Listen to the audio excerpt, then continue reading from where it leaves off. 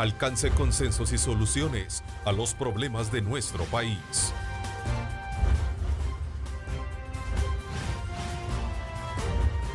Diálogo con Ernesto López, edición especial. ¿Qué tal? Muy buenos días. Hoy es viernes 31 de julio del 2020. Hoy es una fecha muy especial, sobre todo para el gremio de periodistas. Hoy es el Día del Periodista, que por cierto aprovecho para felicitar a todos los colegas, en especial a los de Grupo Megavisión. Vamos a iniciar con el primer de los temas para este día viernes y vamos a iniciar con unas declaraciones que diera el diputado presidente de la Asamblea Legislativa, Mario Ponce, donde pedía una cuarentena estricta, sobre todo porque estamos a la vuelta de las vacaciones agostinas y muchos salvadoreños podrán pensar de que van a ir a las playas, van a andar buscando los elotes locos o los famosos churros, y esto pues sin duda va a incrementar el número de contagios. Bueno, yo de las declaraciones del presidente de la Asamblea Legislativa deduzco dos cosas. Uno, que estaba planteando una cuarentena focalizada, ¿verdad? Porque habla de estar en las grandes ciudades. Y dos, que tenía que haber un acuerdo, dijéramos, político con las otras facciones. Y es correcto. ¿Por qué razón? Porque cualquier decisión que tenga que ver con restricción de una de las garantías constitucionales, como es la movilidad, tiene que estar precedida de un régimen de excepción. Y lo hemos venido diciendo desde que nos tocó fijar una posición al respecto. Olvídense, si no hay régimen de excepción decretado con la mayoría que exige la ley, no pueden limitarle ninguna de las garantías constitucionales, sobre todo de lo que es la movilidad de tránsito. Y tampoco vayan a salir ahí los alcaldes diciendo que con base a eso pueden tomarse atribuciones. Cuidado con estarse dando atribuciones que no les compete. El único organismo que puede decretar un régimen de excepción solo es el Consejo de Ministros cuando no está reunida la Asamblea Legislativa y la propia Asamblea Legislativa. Fuera de esos dos organismos, no puede otro funcionario, ni aún de elección popular, ni aún los jefes de distrito, como suelen llamarse algunos alcaldes, decretar movilidades que atenten contra esa garantía constitucional. Dicho eso, no significa lo que es la parte de realidad. O sea, aunque el fin que se persiga es lo correcto, ¿verdad? Si no va precedido de toda la estructura jurídica, esto no va a tener mayor aplicación. Ya no estén esperando, los puentes están dinamitados entre los dos órganos de Estado. Este conflicto sí es innecesario seguirlo manteniendo. A ustedes, señores miembros de la sala, tienen esa facultad en este momento vital. Estamos ya a las puertas de una, no digamos vacación, pero formalmente así está concebida, ¿verdad? No nos podemos ir sin ningún instrumento que permita normar de alguna manera el acceso. La situación es complicada en el tema de salud para la gente. Hay mucha gente que está muriendo, ¿verdad? Hay mucha gente que está muriendo. Gente, o sea, les digo, todavía no ha sido afectado ningún familiar mío, pero sí gente que yo conozco, ¿va? Y que me sorprende que un día los miras bien y de repente están pidiendo plasma para esta gente, pues. Y de repente ves que están saliendo las esquelas. Entonces, si no hay conciencia también de parte de la gente de entender que se puede colapsar el sistema de salud, que te podés infectar, que te podés morir, o que tal vez sos asintomático, pero vas a llevar el virus a la casa donde hay gente que sí puede tener comprometido el sistema inmunológico y los podés matar. Entonces, también, no sé, la gente... O sea, tú has hablado de la parte jurídica, los políticos, me imagino que tú vas a decir de no ponerse de acuerdo, pero ¿y la gente? O sea, ¿y qué rol juega aquí el salvadoreño? ¿En qué país vivimos? No, de acuerdo, pero entonces también hay que darle su cinchazo a la gente, Julio. Sí, precisamente. O sea, ya basta de que los políticos, si los políticos son así... Ya va justificando la represión de nuevo. No, pues sí, por eso. Entonces, el garrote. No, por eso, sí, pero no se puede. Pero me refiero al cinchazo psicológico, Por si eso tú es quieras, que- o moral, vaya. Por Cinchazo eso es que moral. debe de haber un instrumento que le permita a la autoridad ejercer, porque no podés decir, mire, porque yo creo voy a hacer este tema, si es que vivís en un régimen de derecho, es decir, donde hay reglas escritas Y que las obligaciones. tenés que cumplir, derechos y Y obligaciones. ahí es donde entra la parte que yo te hablo del pueblo. Sí. Porque, digamos, si yo tuviera indicios de una enfermedad del coronavirus, yo no viniera a este set para pasárselos a ustedes y poner en riesgo a los, Pero a no- los, pero no a todos los piensan compañeros así. digo, pues, les dijera, miren, verdad, vea, no puedo ir, vea, y todo eso. Entonces, pero también yo creo que muchas veces en el análisis nos enfocamos en la cuestión de los políticos que tienen su parte de culpa, ¿verdad? Yo de verdad lamento el hecho de que ya tengamos aproximadamente 2 meses en esta anarquía. O sea, es el único país en el mundo donde de verdad no hay una mínima regulación sobre el manejo de la pandemia. O sea, somos, como dice el presidente, ¿verdad?, somos los número 1 en todo, ¿verdad? O sea, el mejor hospital del mundo. Bueno, ¿qué más te puedo decir de que en todo somos los número 1? Tenemos el presidente número 1 en el mundo. Hoy también somos el país número 1 sin regulación en el mundo, ¿verdad? Y lo peor de todo es que es lamentable, porque los instrumentos se han creado. Las herramientas para administrar esta pandemia se han dado en 2 ocasiones, el decreto legislativo 648 y el 611 creo que es. Los 2 fueron vetados, ¿verdad? Los 2 están en proceso en la Asamblea Legislativa, en la Corte Suprema de Justicia, en la controversia. Herramientas, el último, el 661, perdón, que fue consensuado en un 95% con los equipos de gobierno, con los equipos de Casa Presidencial, que tiene los elementos necesarios para hacer una buena administración de esto. Y fue vetado por el presidente.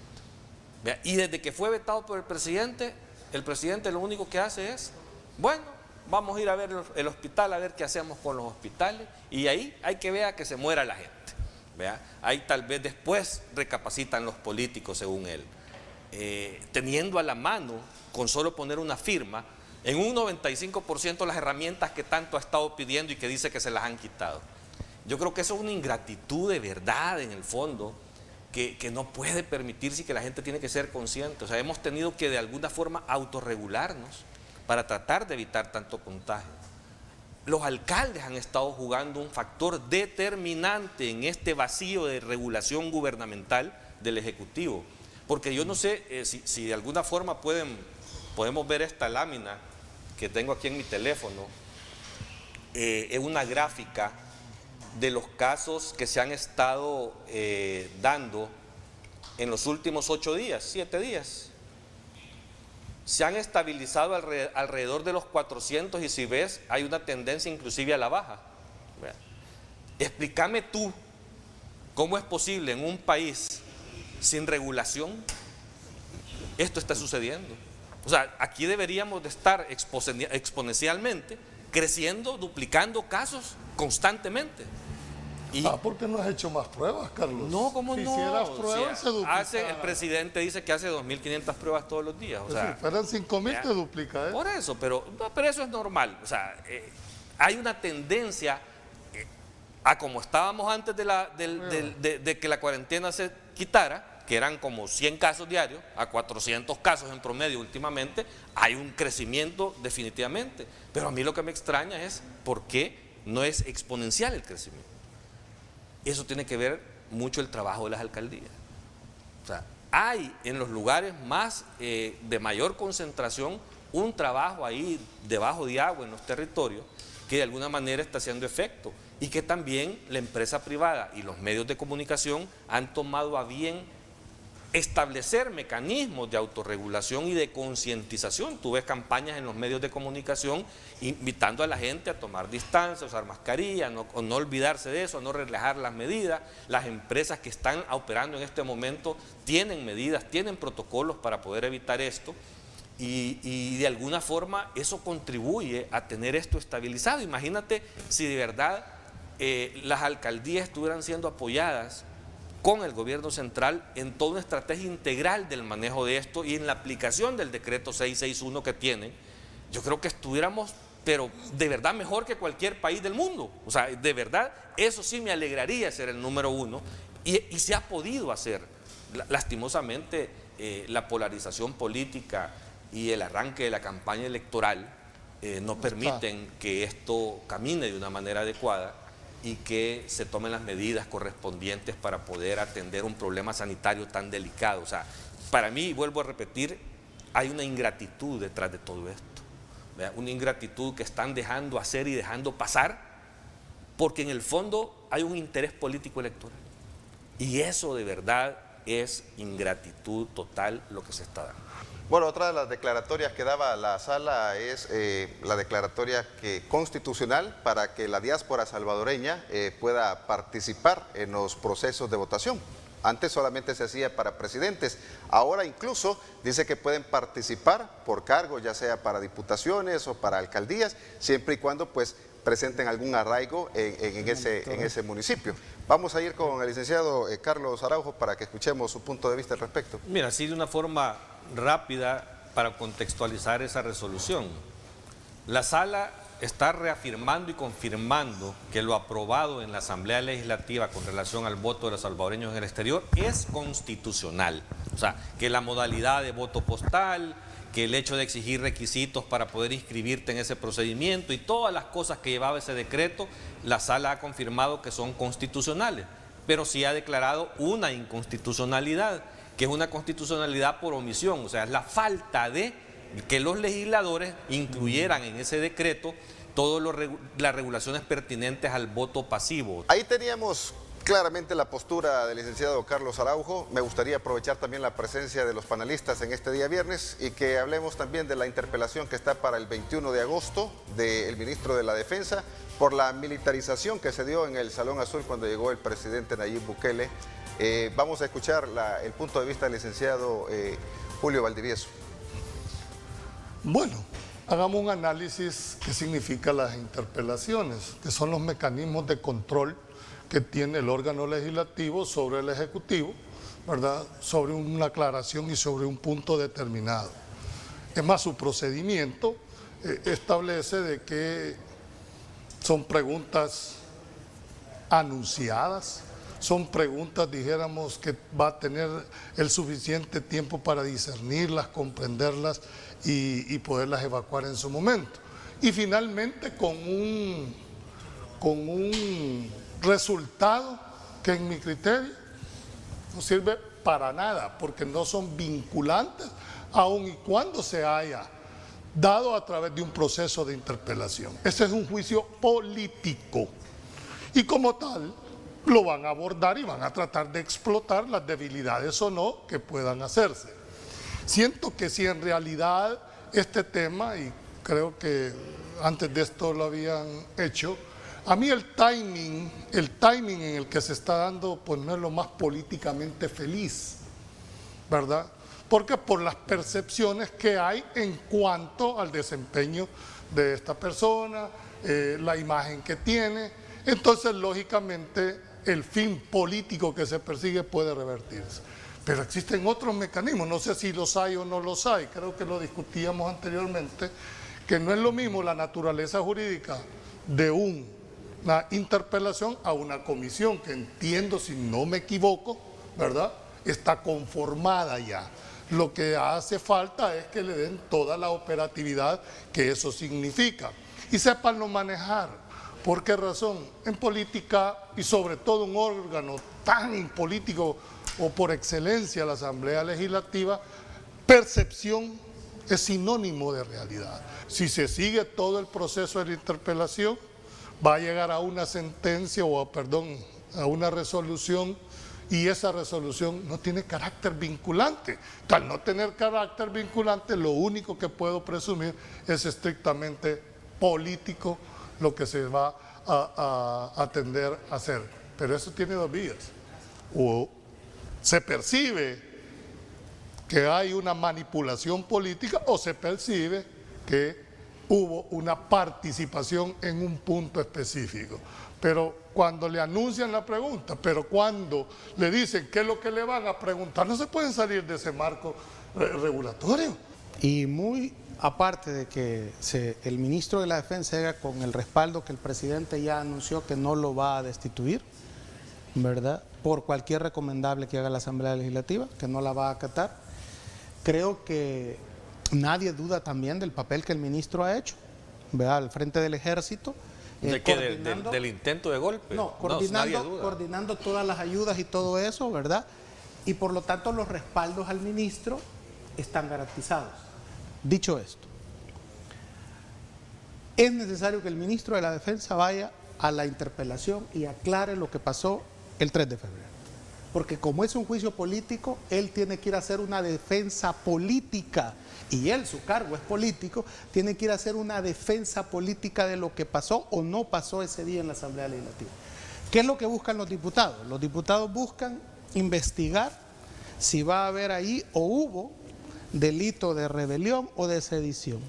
Van buscando en las preguntas, Julio. Porque no pueden más bien. No, pero no es lo decir, pueden llegar de acuerdo, pero ellos van buscando en las preguntas esto. ¿Quién dio la orden de entrar a la Asamblea Legislativa? ¿La tomó usted o se la dio alguien?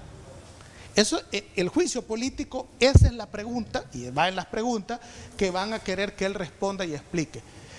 Eso es lo que tiene que ir a hacer el ministro de la Defensa ahí. ¿Por qué tiene que ir?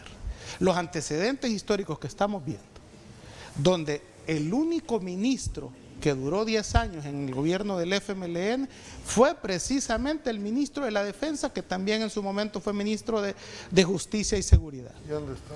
Entonces, y ha sido detenido. Ahora está en su casa, va con arresto domiciliario. Pero el ministro de la Defensa debe de entender que y yo no veo a nadie apoyando a Munguía Palleja ahorita, pues, y voy a decirle otra cosa al ministro de la Defensa. El caso de Madrid, España, de Montano, los dos testigos que Montano había puesto para que lo defendieran no se presentaron al juicio en España y dejaron solo al coronel Montano allá en Madrid. Entonces le corresponde al ministro de la Defensa, para no verse más adelante en una situación, ¿verdad?, de que lo puedan acusar de un delito penal, porque la oposición insiste de que eso fue un intento de golpe, de que eso no es correcto, que fue un ataque a la democracia, etcétera. Pero eso puede dejar abierto la posibilidad de un juicio penal más adelante, cuando él ya no sea ministro. Entonces, por lo tanto, este es el momento político para que vaya a la Asamblea Legislativa y lo aclare. Te voy a decir, eso no lo puede hacer la Asamblea. Primero, porque no tiene la naturaleza jurídica de la interpelación eso. Pero está la comisión. Esa es otra cosa. Por eso. Barbie. Pero estamos también hablando de la interpelación y ahí es donde el señor Monroy tiene que estar muy claro. Esta es una oportunidad que tiene para ir a hacer una buena defensa políticamente, no jurídicamente, políticamente. Y callarle la boca a los que dicen que eso hay forma, y no hay forma ni que le vayan a meter miedo que de ahí va a salir una certificación para el tema penal. No hay forma de hacerlo. No tiene esa facultad la naturaleza jurídica. Pero eso lo decidirá la Fiscalía. Ni eso, porque la Fiscalía es garante de la legalidad y la Fiscalía no puede accionar sobre la base donde no se la dan. Este es un juicio político y como tal sus consecuencias son políticas. No van tratando de investigar eso.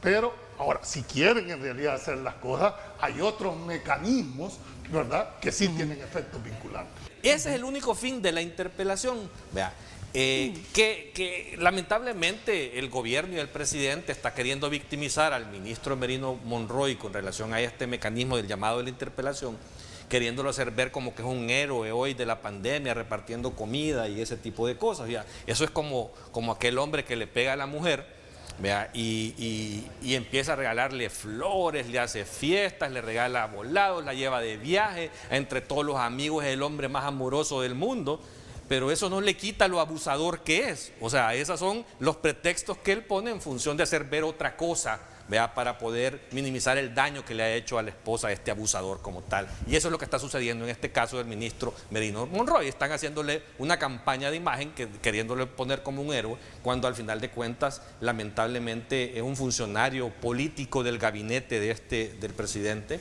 que se prestó a cometer una serie de violaciones que pudieron derivar y concretar un golpe de Estado. O sea, golpe de Estado no hubo, porque aquí estamos tranquilamente hablando y las instituciones siguen funcionando, pero eso fue un golpe frustrado, le llamo yo, al final de cuentas, porque no tuvieron el valor, vea, de completar la operación que estaban diseñando. Pero a todas luces, la toma del Congreso, la toma de la Asamblea Legislativa, la militarización de la Asamblea Legislativa por la fuerza de un órgano de Estado diferente al que ellos pertenecen, eso hay una serie de ilegalidades al respecto y que creo que es lo que hay que determinar.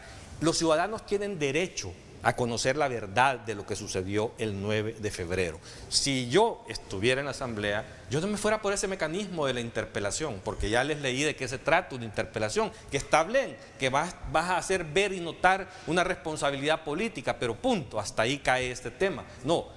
Hay una comisión especial ya creada en la Asamblea Legislativa, que de esa comisión es una comisión investigadora de los hechos del 9 de febrero, y de esta comisión sí se pueden derivar el cometimiento de los delitos que fueron hechos ese día, no por uno, porque también ahí está involucrado el director de la Policía Nacional Civil al respecto. O sea, estos dos funcionarios, y habría que ver y determinar si el ministro de Seguridad Pública fue el que generó la orden también de que la policía interviniera en la forma que hizo. Yo creo que hay que darle y potenciar mejor, preferentemente, la Comisión Investigadora Especial de esos hechos, porque es la que de verdad puede certificar a la Fiscalía General de la República todos aquellos hechos y pruebas que demuestren las violaciones graves que se cometieron ese día en la Asamblea.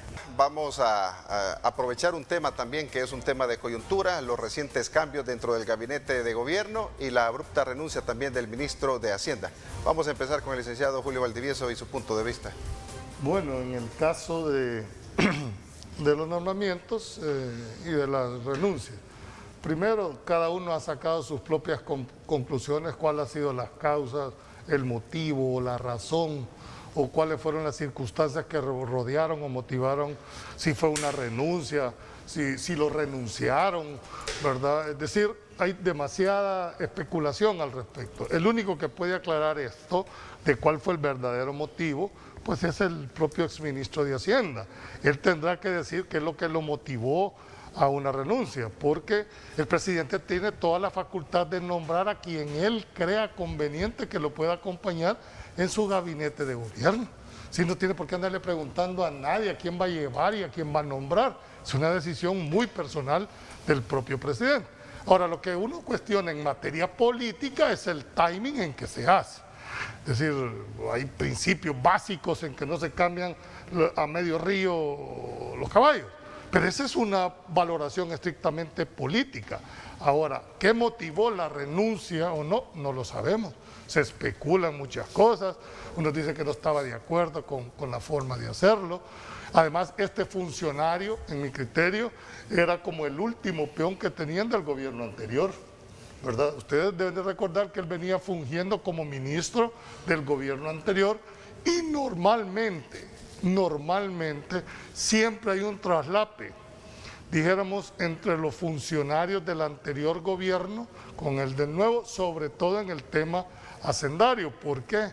Porque es el del dinero, es el que hace y capta, dijéramos, todas las formas con que el Estado se va a financiar. Entonces ahora creo que el presidente tiene ya su equipo completo, el cual responde directamente a su propia política. Es gente que ha jugado desde el ascenso hasta ahora que ya están en primera categoría. Ahora todos los funcionarios son de elección del presidente de la República, en el sentido de que él lo ha escogido y lo ha dejado. No tiene, dijéramos, pasado con ningún gobierno anterior. Ahora, las razones del por qué es muy difícil entenderlo. Ese es en el caso que es el cambio más relevante en cuanto a creo que son 4 cambios lo que se hicieron, ¿verdad? Uno que pasa de la Dirección General de Aduana ¿verdad? Lo mandan a la superintendencia del sistema financiero, ¿verdad? Es simplemente un traslado, es un ascenso para esto, y creo que lo otro es la que estaba de viceministra DNM. de Relaciones Exteriores, ahora la pasan ¿A salvadoreños en el exterior? a salvadoreños en el exterior. Entonces, creo que son los cambios incluso naturales. Cada 1 de junio es lógico que hay una recomposición, y ese es el mensaje que deben de tener claro todos los funcionarios. Ahí están en el hueso hasta que no se aparten. No es cierto que están electos para 5 años, están electos hasta que el presidente decida mantenerlos en el cargo. Por lo tanto, tienen que saber muy claro de sus consecuencias de las decisiones. En materia de Estado, ¿verdad?, la única garantía es que los pueden quitar en cualquier momento. Nadie tiene asegurado un puesto en el gobierno. El que está asegurado es su actuación. Y finalmente, ojalá el exministro de Hacienda pudiera dar las explicaciones de cuál fue su verdadera razón para evitar especulaciones. Y el que lo sustituyó, pues es el viceministro de Ingresos, creo que es el viceministro de Ingresos, que tampoco es nuevo en la materia, porque ha estado, dijéramos, como el que le habían puesto, el ojo de pato que le habían puesto al ministro, para irlo como entrenando, y esta decisión tarde o temprano se miraba venir, ¿verdad? Bueno, así que yo de creo... hecho lo dijo el mismo presidente de la República, el mismo día que los nombró, dijo: este mismo día también tengo la renuncia aquí en mi escritorio, ¿verdad?, cuando él quiere hacer todos estos cambios pertinentes. Pero era el momento como más oportuno para poder renunciar el ministro de Hacienda, licenciado Aguilar. Bien, yo lo que creo es que cuando se toma posesión hace un año, habían discusiones sobre por qué dejarlo, si era del antiguo gobierno, y hoy que se cambia, hoy resulta que es el más idóneo, que es el que debería de estar ahí. Hay una máxima en política, hombre. Muerto el rey, vive el rey. No, esa es otra. Pero hay otra máxima, y es que todos somos necesarios, pero nadie es indispensable. Entonces el Estado va a tener que seguir trabajando con él o sin él. Pues esa es una cosa. ¿Por qué se fue? Coincido contigo, hay que esperar que él diga por qué se fue, mientras él no dé unas declaraciones, estar confabulando, ¿verdad?, que fue por esto, que fue por lo otro, mientras él, que es el interesado o el principal protagonista de esto, no lo diga. Creo que es estar gastando pólvora en sope, ¿verdad?, analizando eso. Yo más bien me enfocaría en los retos o los desafíos que tiene el actual ministro. Es decir, es conseguir el dinero que falta, los 2.000 millones de dólares, poderlos conseguir a buen, digamos, ¿verdad?, buen interés para el país. Él queda básicamente, o históricamente, el ministro de Hacienda suele ser el coordinador del gabinete económico. Él queda ahora coordinando la política fiscal. Se avecina una situación económica bastante delicada para el país. La CEPAL está diciendo que esto va a durar hasta el 2023 para El Salvador, las posibilidades de salir del bache económico en que hemos caído. Entonces el Ministerio de Hacienda, el Ministerio de Economía tienen la gran labor de evitar lo más posible que las MIPES quiebren, que se pare ese sangramiento que hay ya de mucha mediana y pequeña empresa que está sufriendo los embates, y creo que ahí va a tener que ser digamos, sufriendo conste porque seguimos cerrados. Claro. Seguimos apagados. Pero hay una situación. Seguimos en constante cuarentena. Hay una situación de facto. Hay una situación que lo amerita. Pues por eso mismo el reto del nuevo ministro de Hacienda tiene que ver cómo es que vamos a salir de este bache económico en conjunto con esto que se llama el gabinete económico. Creo que habría que centrarse en eso más que en otras, digamos, en otras cosas, que es lo principal y lo que urge para el país. A él se le va a juzgar por la labor y los resultados que dé de aquí a que él termine su gestión cuando deje de ser ministro. Pues creo que eso es lo Pero es que más Marvin, yo creo que no se trata de prueba y error. O sea, ahí vamos a ver después si era bueno o no era bueno. No, yo creo que no es así como funciona esto. Bueno, pero es que así toca. Sí, pero no es así. Ya acordamos que esto no es Dinamarca, ¿verdad? Claro, entonces, claro, y por eso es que tenemos que ser previsores y tomar buenas decisiones desde el Ejecutivo para poder hacer las cosas bien. Mira, yo te digo, un presidente de la República puede hacer los cambios que crea pertinentes cuando crea pertinente. Ese no es ningún problema. A mí me preocupa es que en este momento que estamos en la pandemia, ¿verdad? Con todas las, o sea, aparte de que tenés que, algo que no ha sucedido nunca, creo yo, en la historia de este país, tenés que adquirir empréstitos o colocación de bonos en alrededor de 3.000 millones de dólares o más, porque habían como 600 y tantos millones adicionales por ahí disponibles también.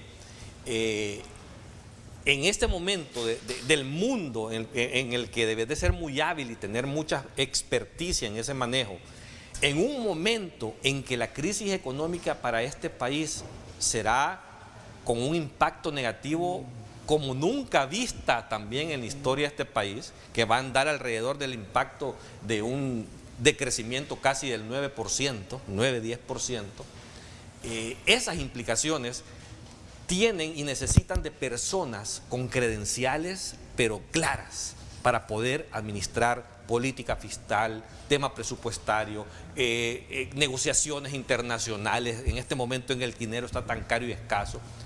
Y lamentablemente, déjame decirte algo, esta sustitución no tiene las credenciales suficientes que a mí me determinen que el cambio es para algo bueno, para algo mejor, para hacerle frente a esto, a esta gran crisis económica que el país va a enfrentar. O sea, lamentablemente aquí hay algo que no es lo correcto, que no es lo adecuado, algo ha sucedido. Porque una persona, o sea, yo no estoy de acuerdo en algunas cosas y lo he dicho muchas veces con el ministro en función de la política que quiere manejar desde el Ejecutivo en cosas como esta, empezando con cómo cuando estaban aprobando el presupuesto de la Nación la última ocasión, que estaban escondiendo dineros ahí en aquellos gastos financieros para poder evadir la ley de responsabilidad fiscal. Creo que esas cosas no son correctas, no puedo estar de acuerdo con muchas cosas de esas. Pero algo te puedo decir, que las credenciales que el tipo tiene son por creces mucho más grandes que las que tiene el actual ministro que lo sustituyó. Por lo tanto, eso te demuestra que el cambio no ha sido para tener una persona mejor calificada en los retos que en este momento tiene el país. Ojalá me equivoque, ojalá me demuestre con su actuación el nuevo ministro que estoy equivocado en lo que estoy planteando.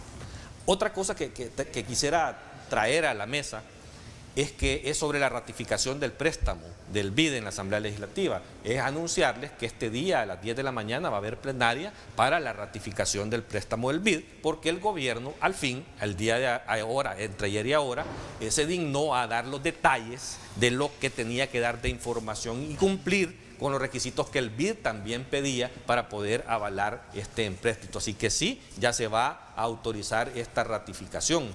Y algunos pensarán que qué pasaba, y déjame decirte algo, las alcaldías, todo el mundo sabe el trabajo que están haciendo en territorio los alcaldes en este manejo de la pandemia, han visto también, no solo el órgano ejecutivo, una reducción de casi el 60% o más de sus ingresos propios. Y por tanto, por eso es que se aprobó en aquel momento de los 2.000 millones de dólares una cantidad de esos recursos para las alcaldías. El problema es que en estos momentos, cada vez que vienen estos empréstitos, el Ejecutivo quiere orientar solo para gastos del Ejecutivo estos fondos y no quiere darle a las alcaldías lo que le corresponde. Entonces, parte de lo que se estaba tratando de discutir era determinar si estaban o no dándole a las alcaldías lo que le corresponde, que es el 30% de cada vez que viene uno de estos empréstitos como tal. Y ojalá. Tal es el caso de la crisis que tienen a las alcaldías, que déjame decirte que el FODES de junio, que ahora que es 31 de julio, no se los han dado.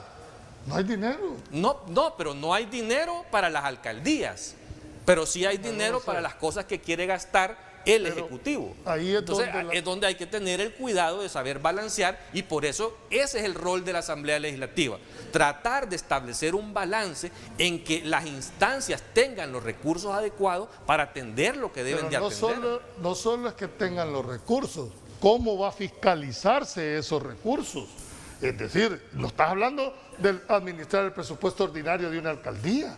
Yo creo que la Asamblea tiene que estar, ojo, la Corte de Cuentas, que es la llamada, porque me vas a decir, bueno, para eso está la Corte, pero ya sabemos que eso no es cierto y no funciona de esa manera. Que no son idóneos. Yo creo que debería de establecerse un mecanismo especial para que se fiscalice esos fondos que van a llegar, no solo al Ejecutivo, Sí, a las en general, alcaldías, sí. porque tienen que rendir cuentas si en realidad esos fondos han sido invertidos para lo cual fueron destinados. Entonces, ojalá, y ahí es donde los medios de comunicación van a jugar un papel importante, la ciudadanía, este tipo de programas, para poder fiscalizar de que esos recursos se están invirtiendo donde deben de invertirse. Bueno, lamentablemente se nos ha terminado el tiempo, señores. Quiero agradecer su visita esta mañana a Diálogo, al licenciado Valdivieso, al licenciado Aguilar y al licenciado Carlos Araujo, y a ustedes, amigos televidentes, por honrarnos siempre con su preferencia. Que tengan un feliz día. A continuación, arriba mi gente. Lideramos el camino de la opinión pública y buscamos que la cultura del debate alcance consensos y soluciones a los problemas de nuestro país.